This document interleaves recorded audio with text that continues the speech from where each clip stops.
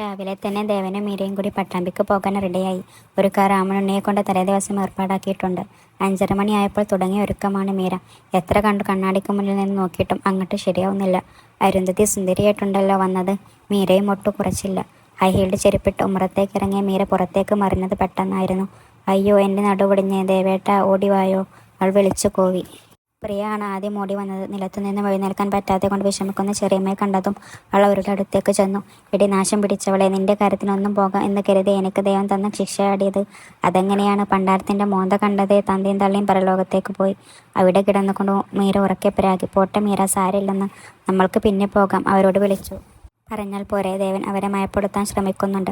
അതൊന്നും വേണ്ട ഏട്ട, അവരോട് വിളിച്ചു പറഞ്ഞതല്ലേ ചെല്ലാം എന്നുള്ളത്. രാമനുണ്ണി എത്താറായി കാണും, ഏട്ടൻ പോയിട്ട് വാ. അങ്ങനെ മീരയുടെ പോക്ക് ക്യാൻസലായി. അവസാനം രാമനുണ്ണിയും ദേവനും കൂടി യാത്ര ആയത് എന്ന് ചെറിയച്ഛൻ പോയി വരുമ്പോൾ അറിയാം എന്താകും കാര്യങ്ങൾ എന്ന്. ഈശ്വര, എനിക്ക് വിധിച്ചതാണെങ്കിൽ മാത്രം ഈ വിവാഹം നടത്താവുള്ളേ, പ്രിയ മനസ്സിൽ ഓർത്തു. നൃത്തം പഠിപ്പിക്കാൻ അവൾ പോയില്ല. മീര വയ്യാണ്ട് കിടക്കുമായിരുന്നു. കുളത്തിലോട്ട് തുണിയും വാരിക്കൊണ്ട് പോയപ്പോൾ വേലിക്കപ്പുറത്ത് നിന്നും രാമനുണ്ണിയെ കണ്ടു. വിശേഷമൊക്കെ രാമൻ പറഞ്ഞിട്ടോ? എൻ്റെ ചുന്ദരിക്കുട്ടി ദൂരെയുള്ള കരയിലേക്ക് പോവുക അല്ലേ?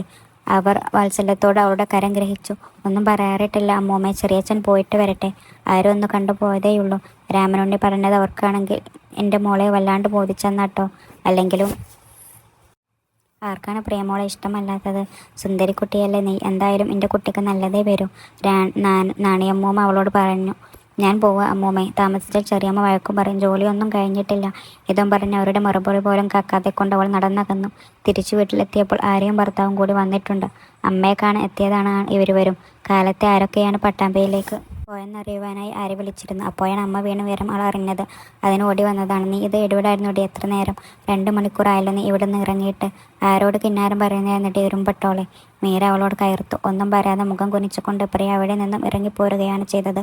കുടിക്കാൻ എടുക്കുമോ പ്രിയ? വല്ലാത്ത ദാഹവും പയവേഷവും ആര്യയുടെ ഭർത്താവ് കിരൺ വന്ന് ചോദിച്ചപ്പോൾ പ്രിയ വേഗം സംഭാരം പകർന്ന് അവർക്ക് കൊടുക്കാനായി വന്നു. കിരണിന് ഗ്ലാസ് കൊടുക്കവേ അവളുടെ കൈവിരലുകൾ ഒന്ന് തഴുകി. അവൾ വേഗം കൈ മിനുച്ചു. ഇത് 2ാമത്തെ തവണയാണ് ഇയാൾ ഇങ്ങനെ പെരുമാറുന്നത് എന്ന് അവൾ ഓർത്തു. പ്രിയ കൂർപ്പിച്ചൊരു നോട്ടം നോക്കിയപ്പോൾ അവൻ ഒരു വഷളൻ ചിരിയാണ് ചിരിച്ചത്. ഊണ് കഴിക്കാൻ നിൽക്കാതെ കൊണ്ട് ആര്യ വേഗം തന്നെ സംഭാരം കുടിച്ച ശേഷം യാത്ര പറഞ്ഞു പോയി. അവൾക്ക് മക്കളുടെ സ്കൂളിൽ പോകണമായിരുന്നു. ഈ സമയത്ത് ദേവനും രാമണ്ണയും പട്ടാമ്പിൽ എത്തിയിരുന്നു.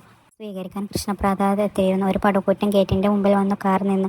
നിവേദ്യം എന്നാണ് വീടിൻ്റെ പേര് കേട്ടോ, ദേവ രാമനുണ്ണി പറഞ്ഞു. ഒരാൾ വന്ന് ഗേറ്റ് തുറന്നു കൊടുത്തപ്പോൾ കാർ അകത്തേക്ക് പ്രവേശിച്ചു. ദേവനും രാമണ്ണയും ഒരുപോലെ ഞെട്ടി. ആ വീട് കണ്ടപ്പോൾ ഒരു 4 കൂടി തറവാടിൻ്റെ പുരാതനാവിഷ്കാരമായിരുന്നു. ആ വീടിൻ്റെ തലയെടുപ്പ് കണ്ടപ്പോൾ ദേവനുണ്ണി പറഞ്ഞപ്പോൾ ദേവന് തൻ്റെ കണ്ണുകൾ വിശ്വസിക്കാൻ പ്രയാസമായിരുന്നു. അത്തരം വലിയൊരു വീട് ആദ്യമായി കാണുകയായിരുന്നു ദേവൻ. അരുന്ധതി ഇറങ്ങി വന്നു അവരെ അകത്തേക്ക് സ്വീകരിച്ചു. ഇത്തിരി കൂടി നല്ല വേഷം ധരിക്കേണ്ടതായിരുന്നു ഞാനെന്ന് അയാൾ ഓർത്തു. കുടിക്കാൻ ഓറഞ്ച് ജ്യൂസുമായിട്ടൊരു സ്ത്രീ വന്നു. അരുന്ധതി വീട്ടിലുള്ള എല്ലാവരെയും വിളിച്ചു. അത് കൃഷ്ണപ്രസാദിനെയും ഭാര്യയെയും മാത്രം അവർക്ക് പരിചയമായിരുന്നു. അവരെ കൂടാതെ വേറെയും കുറച്ചു പേർ ഉണ്ടായിരുന്നു അവിടെ. അരുന്ധതിയുടെ ഭർത്താവിൻ്റെ പെങ്ങളുടെ കുടുംബവും കൂടി അവിടെയാണ് താമസം എന്ന് ദേവൻ മനസ്സിലാക്കി.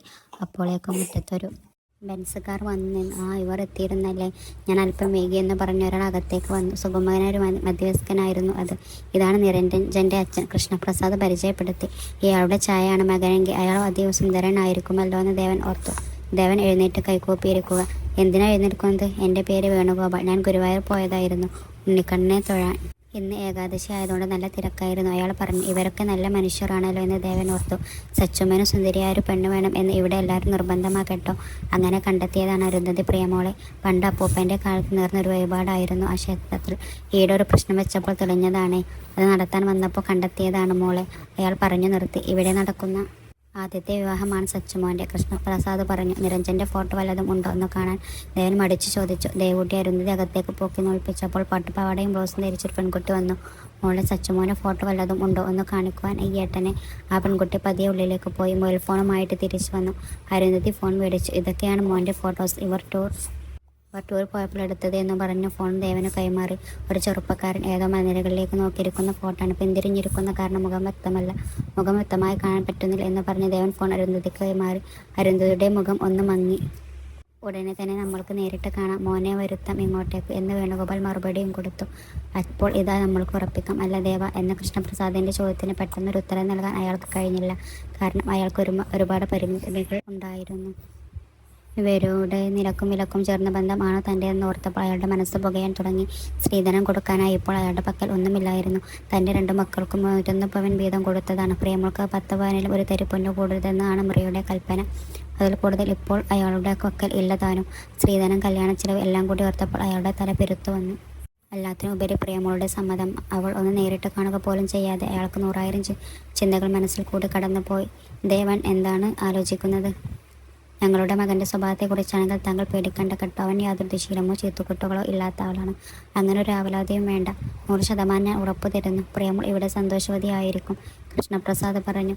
ഞങ്ങളുടെ മകനൊരു സുന്ദരിയായ പെൺകുട്ടി വേണം. ഇത് മാത്രം ഉള്ളൂ ഞങ്ങളുടെ ഡിമാൻഡ്. അത് അവൻ്റെ അമ്മയുടെ നിർബന്ധമാണ്. വേണുഗോപൻ ആണെങ്കിൽ ദേവനെ നോക്കി. എൻ്റെ 2 മകളുടെയും വിവാഹം കഴിഞ്ഞിട്ട് ഒരുപാടായില്ല. അതുകൊണ്ട് ദേവൻ മടിച്ചാണ് പറഞ്ഞത്. സ്ത്രീധനമാണോ ഉദ്ദേശിക്കുന്നത്? അതാണ് ഞങ്ങൾക്ക് അതിൻ്റെ ആവശ്യമില്ല കേട്ടോ. ആവശ്യത്തിൽ കൂടുതൽ സ്വത്ത് ഇവിടെയുണ്ട്. നിങ്ങളുടെ മകൾക്ക് ഇഷ്ടമുള്ളത് കൊടുക്കുക. അതിൻ്റെ പേരിൽ ഒരു പ്രശ്നം ഉണ്ടാകില്ല ഇവിടെ.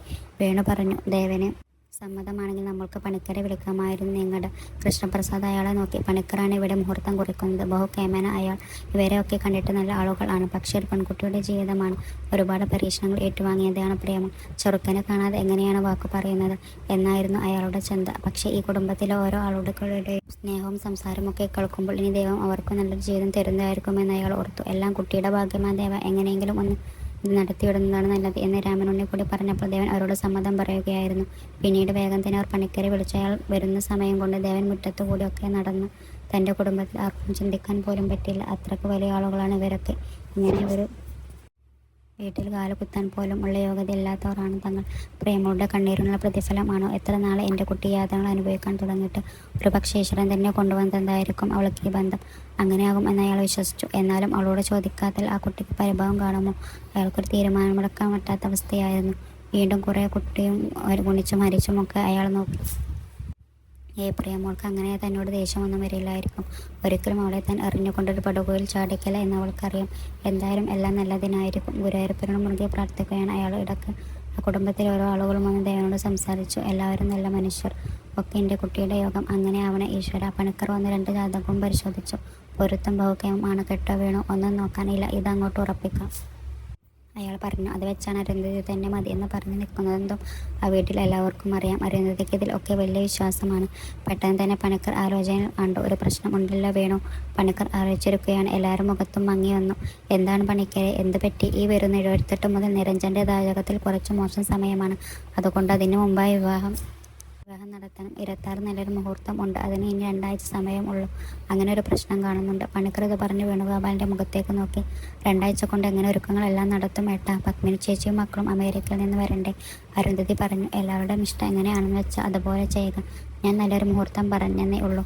പണിക്കർ തലക്കോൽ 2ഉം തിരിച്ചു കൊടുത്തു.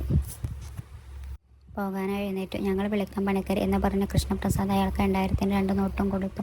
അയാളുടെ മുഖം തെളിഞ്ഞു. പണിക്കർ യാത്ര പറഞ്ഞു പോയി. പത്മിനി വരുന്നത് നോക്കിയിരുന്ന വിവാഹം നീണ്ടുപോകും.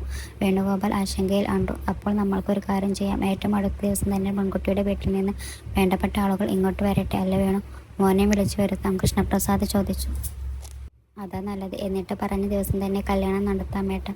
വേണുഗോപാൽ അത് ശരിവെച്ചു. നിരഞ്ജൻ്റെ കുട്ടിയെ കണ്ടില്ലല്ലോ? ദേവൻ ആരാഞ്ഞു.